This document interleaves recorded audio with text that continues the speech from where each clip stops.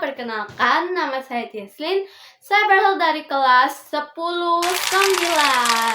Sekarang saya akan menjelaskan tentang sistem komputer. Teman-teman, tahu nggak sih apa itu sistem komputer? Jadi, sistem komputer adalah gabungan dari hardware, software, dan brainware yang saling berinteraksi untuk menjalankan proses input, pengolahan data, dan output data menjadi informasi.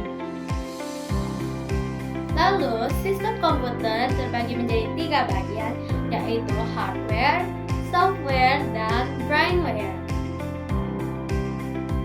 Hardware adalah komponen fisik dari komputer yang dapat dilihat, disentuh, diraba. Fungsinya adalah menjalankan instruksi yang diberikan oleh software. Hardware dibagi menjadi beberapa berdasarkan fungsinya. Ada 4, yaitu yang pertama, input device, process device, output device, dan storage device. Software adalah program atau instruksi yang tidak memiliki bentuk fisik, yang berfungsi untuk mengendalikan, mengatur, dan menjalankan aktivitas hardware. Software terbagi menjadi 3, yaitu sistem operasi, aplikasi, dan bahasa pemrograman.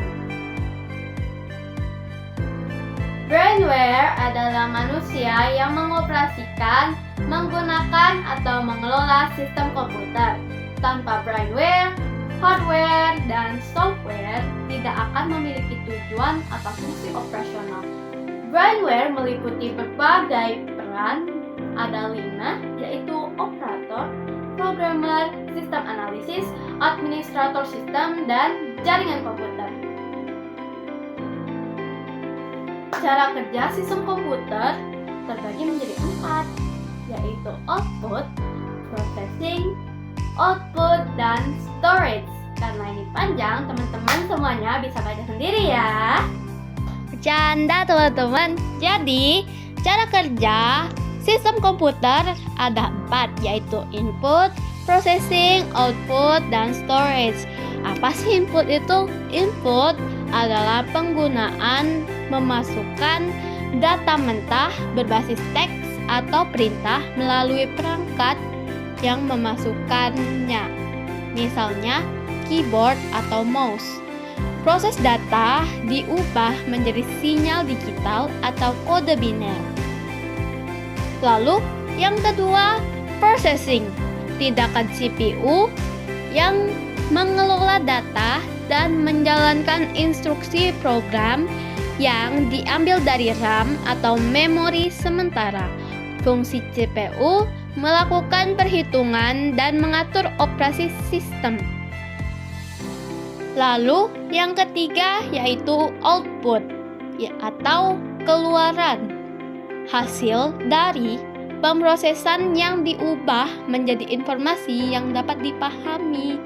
Contohnya, hasil ditampilkan di monitor atau dicetak oleh printer. Storage atau penyimpanan. Data dan program disimpan secara permanen di perangkat penyimpanan, misalnya hard device atau SSD, atau sementara di RAM agar bisa diakses kembali. Lalu, kita akan membahas tentang fungsi sistem komputer. Teman-teman, tahu nggak sih fungsi sistem komputer itu apa? Jadi, fungsi utama sistem komputer adalah mengelola data mentah menjadi informasi yang berguna dan dapat dipahami oleh pengguna, yang dilakukan melalui serangkaian proses terintegrasi antara hardware, software, dan brainware. Secara garis besar, fungsi sistem komputer terbagi menjadi 4 tahap inti yang dikenal sebagai siklus pengelolaan data. Lalu, untuk yang terakhir, saya akan menyebutkan beberapa penerapan sistem komputer dari berbagai aspek digital, yaitu yang pertama dari sekolah untuk ujian dan belajar daring, lalu kantor, untuk membuat laporan, pengolahan data, dan lain-lain. Lalu yang terakhir, rumah sakit untuk pendaftaran pasien dan rekam medis. Sekian dari saya. Terima kasih.